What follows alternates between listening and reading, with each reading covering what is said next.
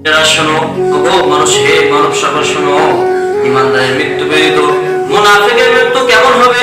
যদি ৭০টা ঘোড়া যদি এক জায়গায় জমাত করে তার গায়ে লবণ এবং মরিচ দিয়ে সে জীবিত অবস্থায় চামড়া ছিঁড়ে ফেলানো হয়, কিরকম কষ্ট হবে?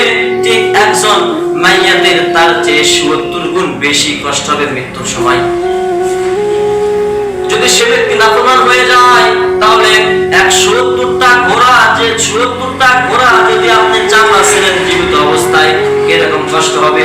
তার চেয়ে ৭০ গুণ বেশি কষ্ট একটা মুনাফিকের হবে, জাহান্নামী ব্যক্তির হবে।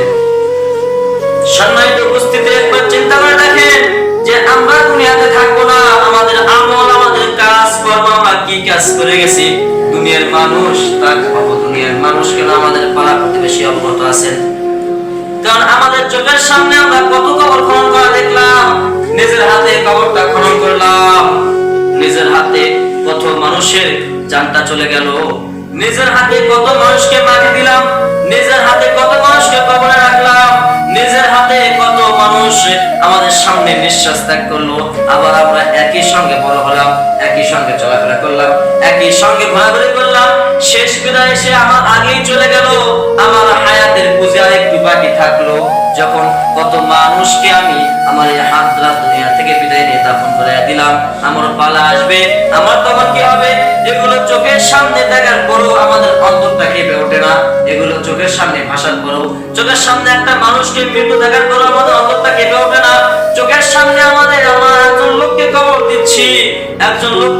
দিচ্ছি, এটা আমাদের চোখের সামনে দেখার পর আমাদের অন্তরটা কেঁপে ওঠে না। শুধু আমরা দুনিয়ায় নিয়ে ঘুরেছিলাম। আল্লাহ রাব্বুল আলামিন বলে, ফেরেশতারে, ওই বান্দা, আমার বান্দা আমাকে পাওয়ার জন্য সারাদিন সারা রাত বান্দা যেটাই করেছে, আমি রব্বুল আলামিনকে স্মরণ করেছে, আমি রব্বুল আলামিনকে ভালোবেসেছে, আমি রব্বুল আলামিনকে মহব্বত করেছে, আমি রব্বুল আলামিনকে ভয় করেছে, নেক আমল করেছে।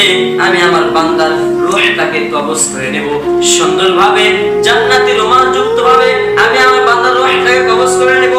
আর যারা বেঈমান, মুত্তাকি বেঈমান হয়ে মারা যাবে, মুনাফিক হয়ে মারা যাবে, তখন আজরাইল আলাইহিস সালাতু ওয়াস সালাম ওই লোকের কাছে আসবে, একটা শক্ত একটা রড নিয়ে